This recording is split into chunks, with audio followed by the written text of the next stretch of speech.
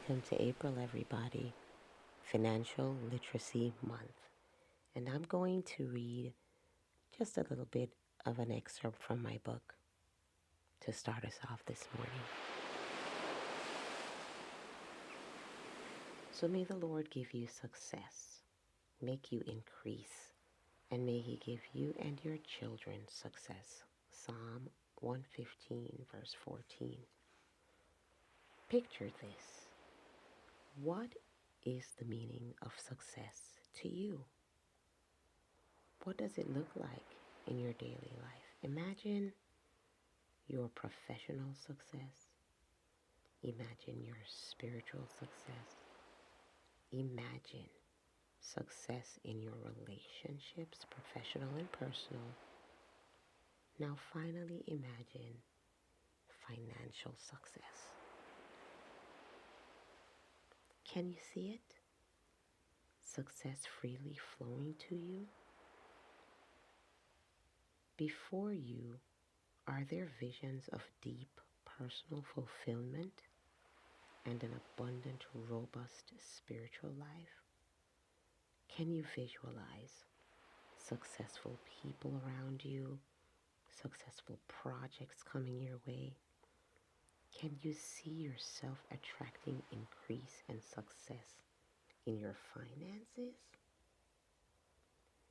With the images in your mind, feel it, see it. Embrace that you have at your fingertips unlimited resources.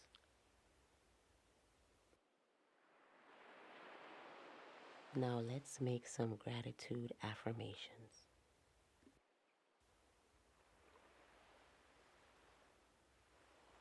I am grateful for unlimited resources flowing to me. I am grateful for the power to focus on my success goals today. I am grateful that I'm connected to successful people today and for the rest of this week. I am grateful that my goals are intentional and attainable. For the rest of the day, put a smile on your face, and every time you remember, you say this: I call forth the power of success upon my life and upon my family.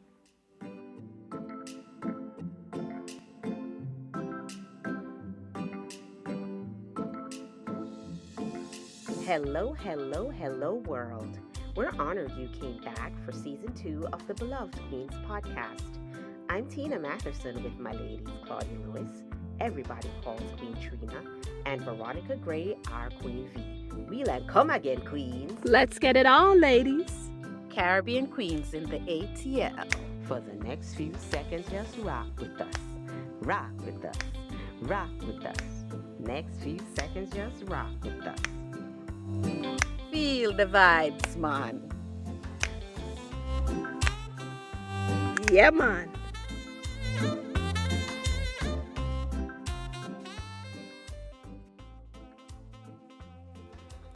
We started the conversation about money and relationships last week. And thank you guys for coming on to Clubhouse and just talking it up with us. Things really got real, and I can't wait to talk up with you again this week. But we're going to continue the conversation because, after all, it's Financial Literacy Month, and we have our resident finance guru, Queen Vee, with us to talk us through all the things, whether you're single or married, all the different ebbs and flows of just handling money. Last week, Queen Vee shared about how learning about money in the past, how it affected how she managed it in the future with her husband. And now we're going to look back at her childhood. My mother, being a single parent, I know she worked hard. So whatever fund she had, and my mother shared everything with me. And that's how I learned finances. I learned finances from my mother because whatever she had, I know what it was. I know what the bills were. I know how much bills, what we had to pay, how much I had to pay, and what the balance was. Having that knowledge, yes, it taught me money management skill, but it also taught me, okay, if we only have this for food, I'm not asking her for anything. So I never asked my mother for anything because her money was, I was thinking, okay, so we have to pay the rent, we have to pay the bills, we have to do this, we have to do that. I don't think there's anything left to give me money to buy anything that I want. So I never asked her for anything. I always got everything that I needed and some things that I want, but I never had to ask. And I just grew up like that. And that's because I saw where the funds went and I saw the balance of each funds. And and she's telling me, okay, I'm going to take this money and I'm going to invest it in this so that we can get this money to pay the school. We're going to get this money, we're going to put it into that so we can do this. So I'm like, okay, you need more than one income, got it. You need more than one places to put money, got it.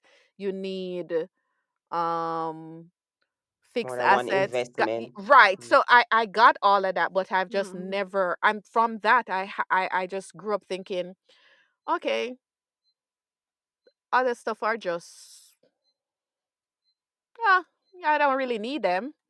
I want them, I just don't need them. But you see that the money was busy doing all types of different things. So you're like, where's there just room for more? There's Where no room for pleasure. Mm. That's in my childhood mentality. It just never left. So even when I stopped working and I just thought, okay, Money, money, money, money, money, money problems. but isn't that strange how one thing can happen to you and it just shape. Shape how you view money. People do a lot of things when they get older because of the lack in the past. When my mother was growing up, they didn't have a lot of, as much as they were farmers and stuff. As farmers, the cattle, the animals on the farm are for selling. It's not for, most of it is not for you to eat, apart from like the chickens and stuff. So they didn't have a lot of meat, like, you know luxury meat, as I might say, like steak and all that. If if they if if they kill an animal like a cow or whatever, that meat was to be butchered so that it can be sold for money, right? My aunts now, and I'm calling out all of them. My aunts, my uncles, they have eat so much meat right now that I think they're sick of it. There's They ain't always no meat. vegetarian up in that There family. What? there's just always meat, and I had to be like, no, there has to be something. Like, they're always buying a lot of meat. Like, you can come to any one of our houses, any one of my aunt's house, my uncle's house, for any day of the week for dinner, because they will be preparing meals upon Mm. meals just in case someone stopped by. Mm. And I was thinking the other day, a few months ago, and I was asking Mom, why do you guys buy so much meat? And she was just like, I don't really know. And then she started thinking about it, and she's like, when we were growing up, we didn't have a lot of meat. Mm. Mm. Interesting. So you tend to overindulge when you get older. It's like someone who never had a lot of shoes, all of a sudden have a closet full of shoes because they remember growing up with only one or two pairs of shoes, or even just uh, hand me downs. So they buy a lot of new stuff, even though they can't wear it all. But they've never had anything new, so they don't want any more hand me downs. All these are money issues. Because if you have those issues and they're not dealt with, you're going to, what, in the relationship? You're going to start taking the money that you used to use as a single person. You're a married person, you're in this relationship, and you're going to still feed that beast that you were feeding before as a single person. So if it's a shoe addiction, the man is not going to understand why is it that you still need a new pair of shoes every week. He's not understanding that that's covering an issue that you didn't have shoes when you were much smaller, All he sees is $200 getting out of the account every week for shoes. That's a money issue. And it goes for the men as well. The woman is not going to understand why you need the new watch or why you need the new shoe every month, not knowing that you might have grown up with only one, or you were sharing, or you were the ninth son of a family, and all the hand-me-downs came to you. So you're like, I'm not wearing any more hand-me-downs. So I need to look good. This stuff right here sounds like you wonder why so many marriages end in divorce. Money is one of the big deals. Money, money, money, Where, money. but based on what you're saying, if you have an issue when you're single and you don't sort it out, it magnify when you couple. Because the thing is, you're feeding or comforting that beast that you did not deal with, and then you in the relationship, it didn't leave, but now you're supposed to be blending your funds, right? And we're supposed to build a future together. If we're building a future together and we're looking at our finances, why do we have $1,000 in miscellaneous? And when we look at it, it's all charges from Neiman Marcus or Saks, and we're still trying to put money to get a house. But you can't escape that feeling that I have to get these shoes. I have to get this coat. You have not dealt with the issues. Suppose me work so So hard and I hard. just want to just So every day you treat yourself. want to treat myself because work is just so tough on me, miss, and I just need something to make me happy. You're pacifying the problem. You're not solving the problem, because guess what?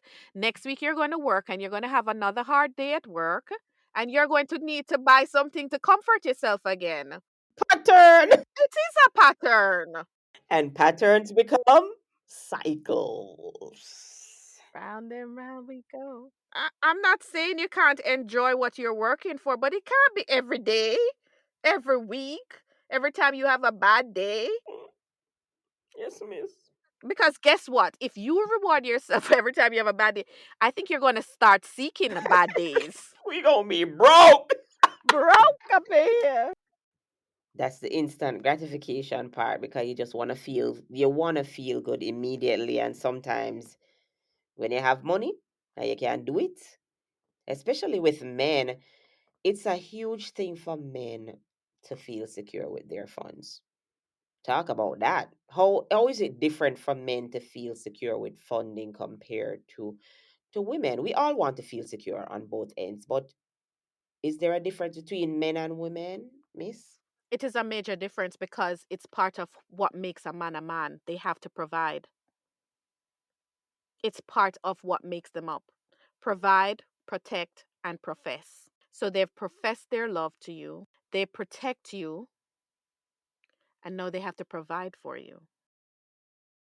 If he can't provide for you, oh my God, it's such an issue for them. Because then what am I here for then? And it doesn't have to be he has to earn more than you. He just have to feel like he is providing for you, assisting in building in building our life together. You can't let him feel less than because you make more. He still has to feel like a man and be a part of it. This is why that joint account is so good, because if we're paying bills from that joint account, I'm putting mine in and you're putting in yours, and all our bills are paid from that. So you can't say, well, I didn't do this, or it's one pot. But the DNA of a man with that providing part is really, really deep. The beloved Queen's podcast will continue after this break. Beloved, come join us in the room on Clubhouse for Talk Up the Tea, where we're going to discuss freely. We'll be live. Come bring your testimonies. We have been sharing with you, so come share with us. This Wednesday at 8 p.m., Share with at least 10 people so we all can talk up the things then.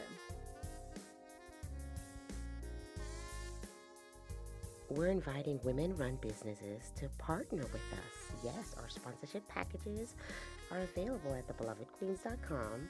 All you have to do is simply click the red heart at the top right hand corner to take advantage of the ads and other amazing offers. If you're a listener, though, who enjoys our content and would love to support us, you can donate there too. Subscribe today. Go ahead to Apple Podcasts, Google Podcasts, Spotify, Stitcher, or iHeartRadio and share, share, share.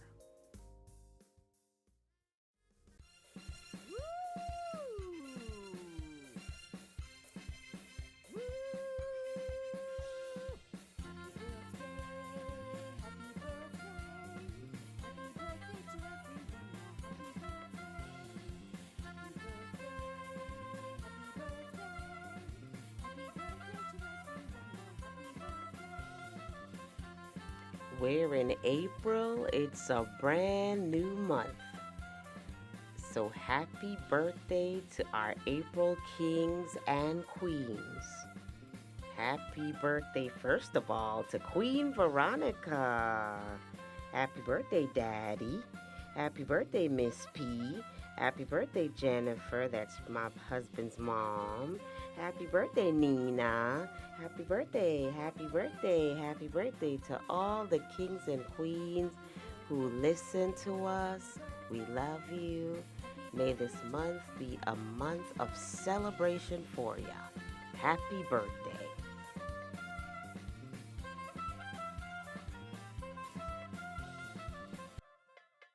And we're back.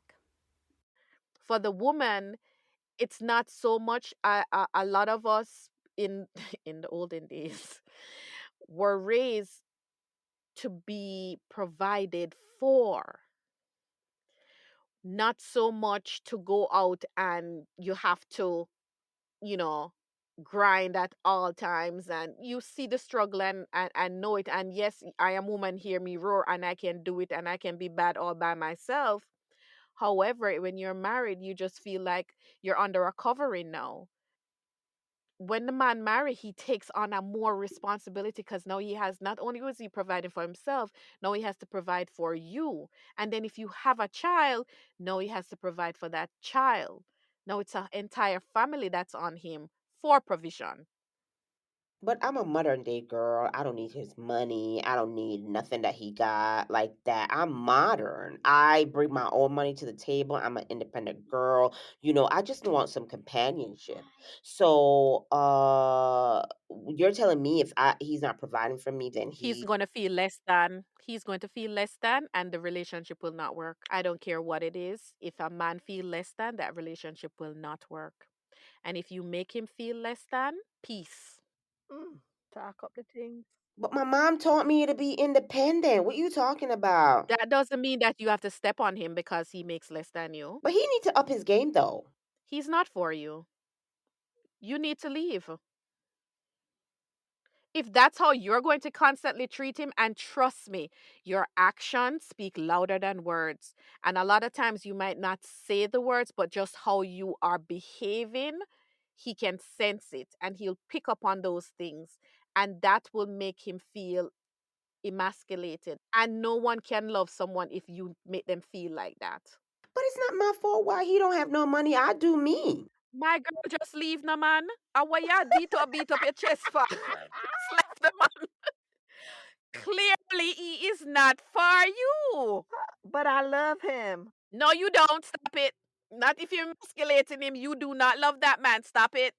I want better for us, and I can work with him, I think.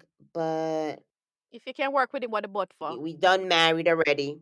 We in this already. He got his habits. I got mine. I'm all about the money all the time, and I know how to manage myself. And Somebody did well in the 90 woo, days. If you end up having a relationship with someone that showed you all those red flags during the probationary period, and you still end up in marriage, you're going to have to deal with those. They do not diminish, they get magnified when you get married. Nothing goes away because you get the ring. Everything is magnified. I don't know why people think that because they put a ring on it, the issues they had before automatically disappears. If you have a spender, when you get married, he will still be a spender. If he's not comfortable with you managing the finances because he knows that he's a spender, you are going to be broke because he will continue to spend and he will not trust you to manage the family finances, and you will be by yourself and he will be spending out all of your money. It's okay if someone is if one person is a spender and one person is not. But if you guys have an agreement with, okay, I do not manage money that well, I'm going to leave it up to you. We will work together. Don't only leave it up to them, but work together so that you know where the money is going and they know where the money is going. But someone is still putting money away so we can have opportunity funds, we can have investment funds, we can have saving, we can have the money for Murphy, we can have all these other things going on. But you have to make the decision that we're going to do this together. If not, the money will keep going out and you're going to get frustrated because you're thinking he's constantly spending and you're going to always argue over money. But this thing sounds like you need to tackle this sooner rather than later. Why do people take so long to bring this stuff to the fore until it becomes just this massive ish problem that you can't fix? Which is why I want you guys to do it within the 90-day period. Do not allow emotions to get involved because that's when it goes wrong. If you get emotions involved, you're like, but I like him. But you see all those things and it's not changing. He's not willing to change. It's just going to be magnified. Get this information before you get too deep. Once emotions are involved, forget about it. It's going to be harder. Not that it can't happen. It's just going to be harder because you're now entangled emotionally. Money sounds like it's a very logical part of, it sounds more logical than it is emotional, money, right? It sounds like you have to be constantly thinking and planning and plotting and strategizing and growing in order for it to get where it's getting. And then there's a lot of stuff that you're emotionally tied to that you use money for. Like how when the relationship gets weird and you have to go to therapy, does if we feel like as a woman and I'm in this relationship and money just always feels like a problem, what do I do to get my husband on the same page with me? Or if I already crossed the emotional line, what is there, just like how there's therapy for relationships going crazy, is there any kind of something I can do to get my husband and I on the same page if we're not? When people are not on the same page or when people have an issue with money, it's going to be difficult for you to have them sit with a financial advisor. The same way you have a therapist, you're going to have financial people, counselors, credit counselors. But if someone is not comfortable, it's going to be difficult to have them sit with them because you're going to have to go deep and, you know, explain and go through why you are where you are so that they can correct. And people are very embarrassed when it comes to finances. They feel like, okay, I've made this mistake, not that I've made this mistake and I can move on from it and I can learn from it and grow from it. They just feel that they're going to be judged. Everyone has made mistakes. Everyone has made financial mistakes. Get over the fact that you're going to be judged. No one cares. Trust me. The only person supposed to care is you and your mate because it's going to affect your future. If you are in love with this girl and you have issues with finances, you're going to want to work on them so that you guys can build a future together. That should be your motivation. And less about me feeling my personal pride And less hurting. about you feeling hurt and embarrassed because, and the thing is, it's just the same as with a therapist. What happens and what is discussed in that room is personal and it's not it does not, it's not shared anywhere. I'm only here working with you to help you. I am not going to tell your business to Tom, Dick, and Harry. I'm only here to counsel you and help you. Everyone has a story. There is no need to hold shame on it. Everyone is growing, everyone is learning. The fact that you're willing, that's half the battle. The fact that you can make an appointment and go to that appointment and start working with these people, that is a huge step into fixing and making yourself a better person financially.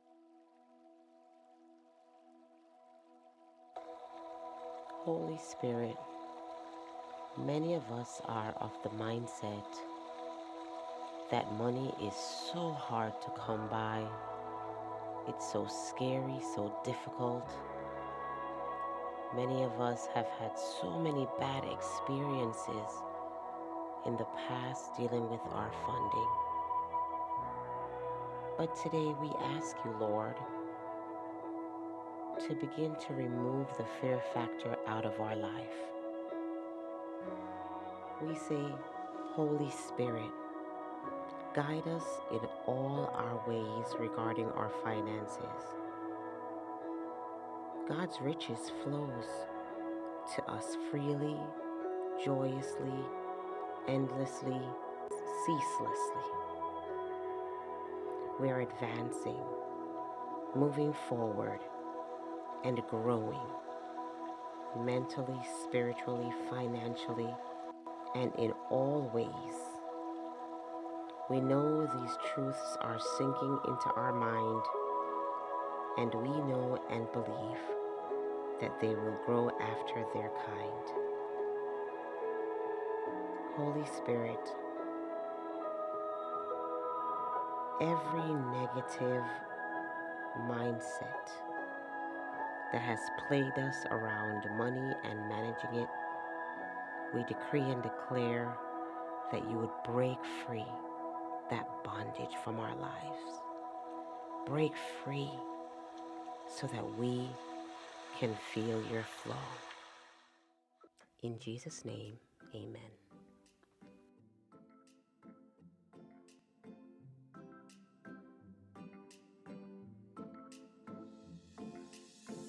Until next time, add us to your calendar every Monday. Subscribe, like, leave a comment, and tell everybody, I mean everybody, about our podcast. And don't forget to follow us on all social media platforms at The Beloved Queen.